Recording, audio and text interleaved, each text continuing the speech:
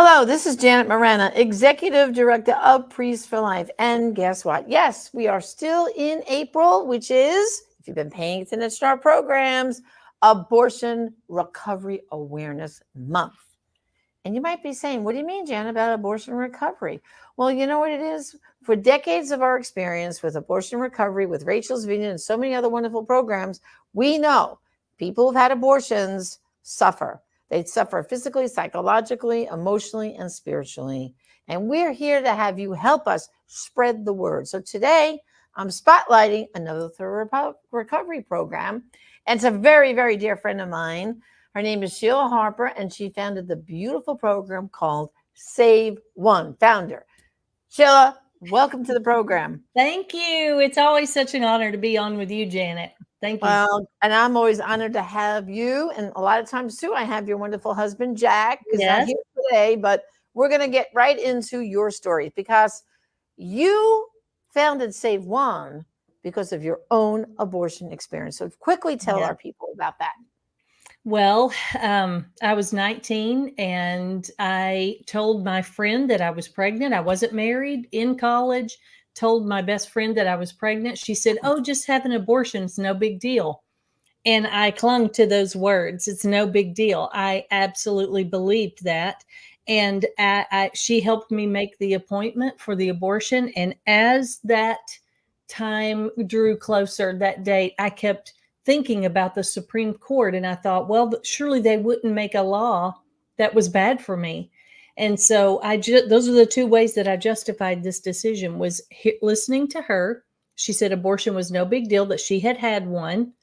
And I believed the government. I believed that they would not make a law that was bad for me. So I had that abortion on March 29th. It's a day I will never forget because it was by far the most regrettable mistake of my life. I spent the next 7 years hating myself. As a matter of fact, I hated myself so much, I attempted suicide about 2 years after the abortion. And then when that didn't work, I tried to kill myself with drugs and alcohol. And then finally, I was driving down the road one day and heard a commercial on the radio that a local pregnancy center was putting out.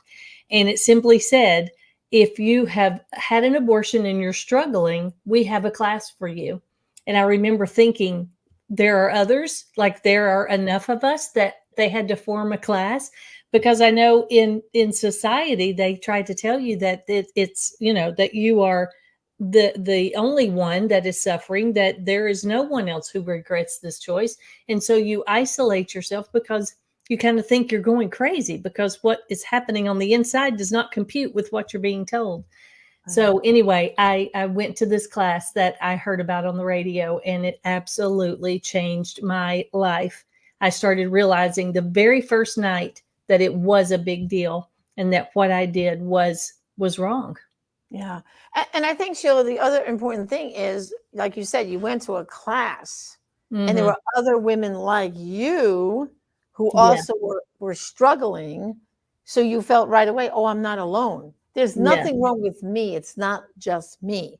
Because as we know, this is our society says, like you just said, have an abortion today, go back to school and work for tomorrow. No big deal. But you were like, oh, this was a big deal. I shouldn't have done this. Oh my God, Lord, what did I do? And you start, and you just shut down. You internalize it. You're afraid to tell anyone about it when everyone else is cheering about reproductive rights and women's rights. And you say, oh my gosh, I don't feel that way. So thank God that pregnancy center had a class. Right. But then that spirited you on to say you wanted to help more women like yourself. So tell us, how did you do that? How did you get from, okay, I've been forgiven, I feel better, but what am I going to do with that? Okay.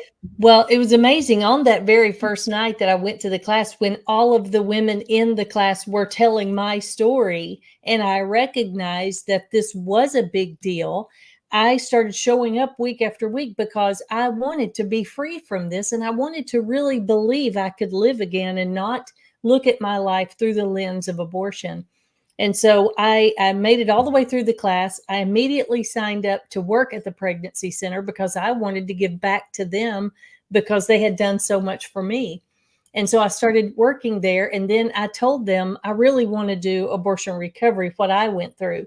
And so they put me through a little training. And then I started teaching their abortion recovery. And I knew that was my calling because I loved being in those rooms with people and seeing them have the same revelation that I had. And it was from that I started the nonprofit organization Save One, helping men, women, and families recover after abortion. Right. And tell them now about your abortion recovery program, because it's, I know you have the books, all the manuals. I have them all in my office. They're fantastic. Thank you. Quickly tell them about that. And Sure. then I want you to just kind of give us the snapshot. Like, you guys have chapters all over the United States and different parts of the world. So go ahead, tell us about Save One. Yes. Well, it was funny because when we first started, I feel like we've been indoctrinated to believe that this is just a woman's issue. But when we started having success, seeing women come through the Bible study, the very first book that I wrote was the Women's Bible Study. We started having success, and women were coming out telling people what class they had been to. And then a man asked to go through the Women's Bible Study. And I thought, oh, that's a fluke. He came through. It was beautiful. He got healing. And then the second time, or the next time I offered it, a second man asked to go through the class. So my husband and I collaborated on a men's study. Then we started having grandparents and siblings want to go through the class, and people who had been deeply impacted by a loved one's abortion. And then I wrote a third Bible study called The Ripple Effect. So all three of these Bible studies mirror each other. So it's easy to do a one abortion recovery class at your church or pregnancy center and invite anyone who is abortion wounded. And they all have their own book and on the same subject each week. And so that's what we started doing. We just started helping people and walking through the next open door and the next open door until now. I thought this was just going to be an organization that I started at my church. But now my husband and I travel every single week introducing Save One to churches. We're probably in 45 different churches a year. But then besides that, we now have over 400 locations in 28 nations around the world. Those books that I wrote have been translated into 25 different languages. And so that just tells you, it doesn't tell you like, oh, I don't want you to look at us and think, oh, there's something because this has grown so big. I want you to look at it and realize that's because the need is so great. We need other organizations. We need people doing abortion recovery because of the need. Right. And so churches, I want to just zero in on churches because as we all know, I mean, I always feel if the pastors and clergy in churches and their congregation would not tolerate abortion, it would be a huge game changer. We wouldn't be here. Yes. I mean, with legalized abortion, they would be walking away. They wouldn't vote for people who supported abortion. It would be so much different. But it's like they're ignoring the issue, and they don't realize sitting in their very pews are people who are hurting and too ashamed to say anything. They're not going to reveal that. And very often a pastor might have his wife who had an abortion or his sister had an abortion. And we can't go down that. They don't want to go down the road. So how do you create this magic that you managed to get into these churches? Tell us the secret. Well, I don't know if it's magic, but we talk to these pastors and educate them on the fact that this is a spiritual issue. It is not a political issue. At the same time, we can't opt out of the political process. We should be the loudest voice in Washington. But at the same time, the local church is where the power is. And we have put all our eggs in that one basket where as the church, we need to pull that back from politics. And so it's just educating the pastor on the fact that because you're not talking about abortion here, because you think it's a political issue, there are families that are falling apart. There are men looking at pornography and women who are drinking secretly trying to numb themselves because of this abortion when they wish they could talk about it in the church. And so I usually will say, just trust me. Let's just get a story out there to your church. And the minute they do a video or they offer the class or they have one of us come, somebody from Save One come and tell our story, they are always blown away at the numbers of people who finally say, that's me. That's me. No one has ever talked about men and abortion. No one has ever talked about abortion from the pulpit. I have a friend, I was just with her a few minutes ago, that says she was a preacher's kid, was in church every weekend, had an abortion to hide it from the church. She said she was 27 years old before the word abortion was ever spoken in her church. And she couldn't believe it. It was shocking that they talked about abortion that day.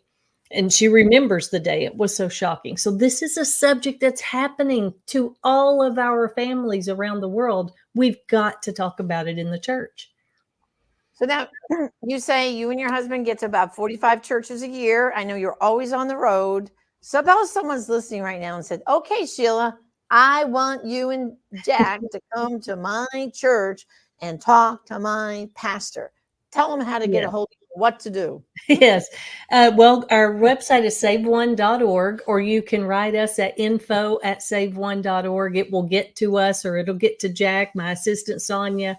But emailing us, calling us, all of that information is right there on our website. All our resources are available on our website. Our T-shirts are available that say Love Life. So there, it's all right there at saveone.org, but you can contact us. We would love to talk to you. We don't set a fee that you have to pay us to come to your church or anything like that. We just want you doing abortion recovery. And so we come and introduce that to your congregation. And we've never had anybody, not one single time has somebody said, oh my gosh, I wish they hadn't come because our church is worse off, because they're always amazed at the numbers of people who have this in their past. Right. Well, and that's really the key point is everyone thinks, oh, not our church. Oh, we don't have that here. You bring people like you in and they go, oh my goodness. Like the pastor must feel like, I have neglected my flock, that I did not say something sooner. I let them sit in my pews Sunday after Sunday hurting. And I wasn't helping them, So well, I think they think that if they're suffering, they're going to tell us. They'll talk about it. But this is a subject that people don't naturally talk about when they have that in their past. It's almost like they have to have permission to talk about it. Yeah, exactly. And that's what you're doing. You're opening the doors wide and getting them permission to. And see, the good thing about bringing, and I do this with our work with Priests for Life. See, if you bring us in to talk in your church, the pastor can kind of sit back and watch you go. Yes. And if it's good, he takes all the credit. and if they don't like what you say, he can say, oh, I'm so sorry. I shouldn't have brought them in. Oh, I'm so sorry. That's right. So he's in a safe place, right? He doesn't it's have a win-win. to worry about, he doesn't have to worry about the blame game. He could just sit back. But as we know, in the decades, we've been having our clergy go out into churches too in the Catholic world. There has never, ever, ever, like you said, an instant where it's not received in a good way because they're sitting in those pews and they are hurting. So tell us again the website, because I want everyone to get a hold of you guys. And I'm going to make you even busier this year than you already are. Well, we welcome it. 45 churches. I want to get you to 52. That's great. We'll do it. But you can contact us at saveone.org or email us at info@saveone.org. We'd love to hear from you. That's it. That's terrific. Well, Sheila, I want to thank you. As always, you are a great inspiration, taking what one time was the sin and the shame and all that, and getting free of that, and now helping countless other people. So God bless you, and Jack, continue your great work in abortion recovery. We love you. Thank you. Okay. God bless. Well, brothers and sisters, I hope you are inspired. You'll get a hold of Sheila and Jack and bring them to your church real soon. So again, Abortion Recovery Month, I hope you're tuning into our programs, and please spread this message far and wide, because there are some people out there hurting, and you're going to be the only one that can bring them to healing. It's up to you. Thank you, and God bless.